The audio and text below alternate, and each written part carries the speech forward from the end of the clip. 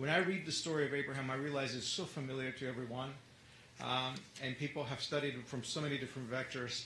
But for many of us, the story of Abraham does not begin here. It does not begin in this passage. It begins in Lech Lecha, right? It begins when God says, come out of this land.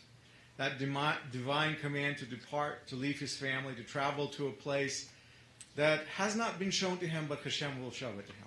And it takes faith and it takes trust, and he has to step out. And this is the first time that Abram has a chance to show his obedience and faith to Hashem. So now, as we continue on, he goes on his journey to meet his destiny. And he passed that particular test. We know that. And then Abraham's journey of faith continues. And many years later, he is yet at another threshold. And that threshold is Akedah, the binding of Isaac.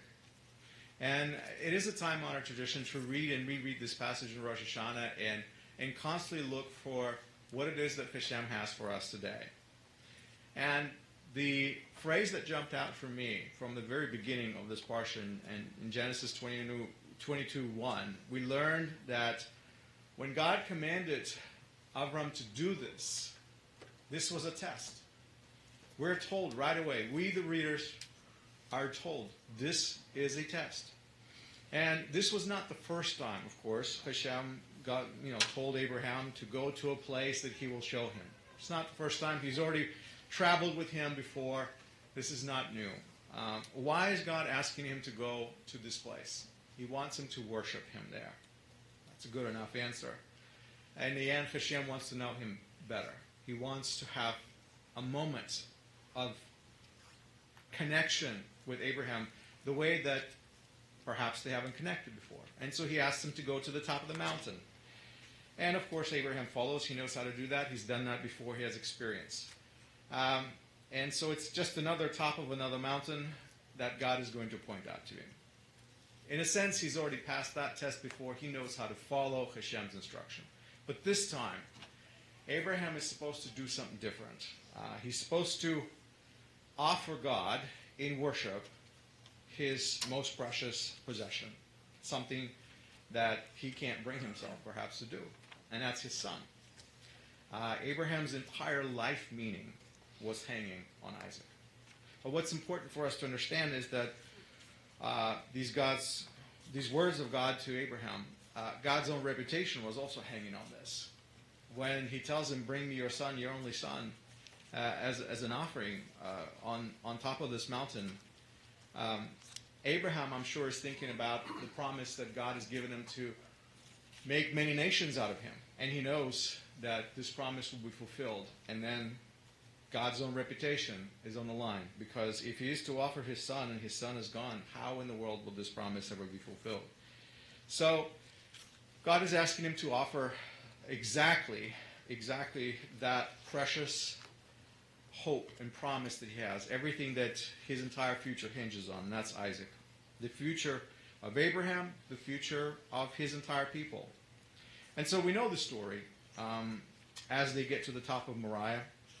And that is why we find this story so inspiring. I believe that for many of us, we connect to the story on a personal level because we can identify with Abraham, because he's being asked to do something that's not so simple, and he doesn't really know how it's going to work out. How many times the Hashem speaks to us? He asks us to do something that may not be simple, and we have no idea how in the world that's going to make it work. And so that connects us in a way that we're not alone, that we're actually doing something that others have done before us. And to me personally, these are words of encouragement. So I want to share with you today 3 ways in which your faith journey today can be just like Abraham's journey this year. So let us follow in his footsteps, essentially, is what I'm saying. So my first point that I wanted to suggest to you is embrace the test and follow those who came before you. See, we know it's a test. Abraham probably was wondering about it and possibly thinking through that maybe this is a test. Yeah, Hashem is asking me to do something that's not entirely the kinds of things he usually asks for people to do. So our goal is to commit to grow spiritually this year. And I hope that you can embrace this test and you can embrace this goal. And I mean, when I say our goal is to grow spiritually, it's our goal every year. But a lot of times what we understand by growing could be like mental growth, knowledge. I say, let's grow spiritually this year. As a teacher, I will tell you that learning is wonderful all day long. You know that. But I encourage you to embrace real life encounters with God where you might be asked to do difficult things, just like Abraham was.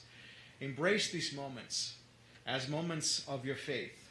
Embrace these moments when your faith and your strength and your courage are tested in ways that you did not expect. This is where the knowledge and understanding helps, but not all the way. These are spiritual experiences from which we learn the kinds of things we can never learn from books or words. Just as God tested Abraham long time ago, he still tests us today in our lives. That has not changed. And what Hashem wants is Hashem wants us to pass that test. He wants us to succeed. Hashem truly wants us to grow spiritually in our walk with Him. So if you pass this test that comes your way, whatever that test may be, and for different people it's going to be different tests. I can't tell you what yours is going to be this year. You can probably tell me what yours was last year. If you do pass this test, you will propel yourself spiritually onto a new level of knowing God. And I think that's what it was like for Abraham. His connection with Hashem changed after that moment on top of Mount Moriah. So if you embrace your test as Abraham did, you might see miracles. It's possible that God will provide for you in a way that you did not expect. And suddenly, just out of nowhere, the things that you dread will not be realized. The situations you cannot control will resolve themselves in ways that you could not see. The rams that you did not even realize were caught in the bushes somewhere out there will suddenly become visible to you. Suddenly you may find yourself in an entirely different place with God. That's what happens when we pass that test and when we have that spiritual moment of growth with God by experiencing what Hashem is asking us to do. So that was my first point. So my second point is take steps to reach the top of the mountain. Sometimes we get overwhelmed. Tests that come in life, they're not instant. And it takes time sometimes to make progress. I don't know if any one of you have taken those big, long tests. I have taken a few of those in my life. It takes sometimes hours to complete those tests, and it's a daunting experience. And so life is even more complicated than that. Sometimes Hashem takes us on these long journeys. And Abraham, if we're going to learn from his footsteps, from his experience, he traveled the necessary distance to that mountain. When Hashem says, I want you to go and I'm going to show to you the place. In Genesis 22:4, we learned that it took him 3 days to get to where he was going. 3 days. So, I don't know, how many times do we travel for 3 days to meet with Hashem? Just think about the anticipation. I know this is your third day here for some of you. You've been already here 3 days, but hopefully it didn't take you 3 days to get here. Okay? So, taking time to even approach God is actually so important. As Abraham was traveling towards that place that God was going to show him, I'm sure that he had plenty of time to reconsider. I'm sure he had plenty of time to think about all the doubts that were coming to his mind, and he could defeat those doubts and fears. That's what that journey is about. It's about developing a sense of resolve, that we are purposeful about what we're doing. Now, he had plenty of time to reconsider, and also plenty of time to defeat his fears. Now, Abraham saw the mountain from a distance. That's what Torah tells us. And as he saw that mountain, it didn't get any closer. He still had to get going. He had to prepare himself. It would take him some time to get close to the mountain. I don't know if you've traveled a lot on foot, but when you travel, it seems like that mountain is nearby, and you keep going, and it's like, okay, I have still a couple more miles to go, because that mountain just seems to get further and further away from you. And he had time to approach Hashem and work through all the things that were inside him. He had to travel this distance. He prepared himself. And when he arrived to the top of the mountain, he was ready to listen to God's voice. He was very ready. And when he did, keep in mind, he didn't just stop there. He took some pretty proactive action. Abraham went to the top of the mountain with all the supplies that were needed. He did not wait and ask for Hashem to tell him, oh, bring this, bring that, take this, take that, leave that alone, you won't need this, don't worry, I've got that. He actually took an approach where he took steps that he needed to prepare himself, even though Hashem did not ask him why, because he knew what was needed at the top of that mountain. And so a lot of times we have to take necessary steps on our journey, and we have to prepare ourselves, whatever those steps may be. And for different people, that may be different, but we have to realize what it is that we're going to need when we get to the top of that mountain. How, in which way, we have to be ready to meet Hashem. So that's my second point. My third point is dwell on your encounters with God. We know what happened. We know what happened on the top of the mountain, and it's a beautiful moment. But after this encounter with God, the reaction that Avram had was different. Abraham dwelled on what happened there. He even named the place where he went so he could remember what that was, what that top of the hill was. It was significant to him. And so whenever you have tests or encounters in your life, I encourage you to not forget them. Dwell on your encounters with God. Dwell on those moments and recount them for yourself. If you have to name them, if you have to bring them up occasionally for yourself, you have to keep referring to them, that will give you incredible strength and will help you understand where you come from, your growth. So Hashem tested many people. He didn't just test Abraham. There are tests in our life, but as we look to all the people who were tested by God, I mean, I could go through the list of names, it would be very long. Job, for example. God tested Moses, did he not? David, Elijah, Yeshua, Paul, many, many others, just like you and I. So we're not alone in this journey, and what I'm suggesting is let us learn from the footsteps of those who went before us. When I think about one of the most key examples for me, Yeshua, our master, he made his entire life an example for us to follow. And he actually told us to do that.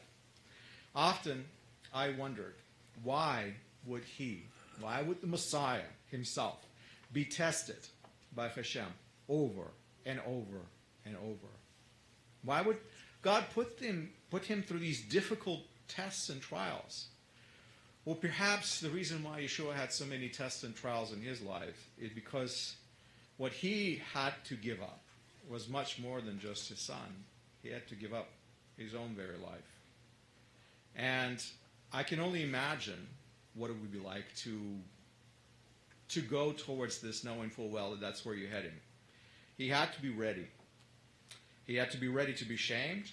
He had to be ready to be ridiculed. He had to be ready to be humiliated publicly. Now, what a test.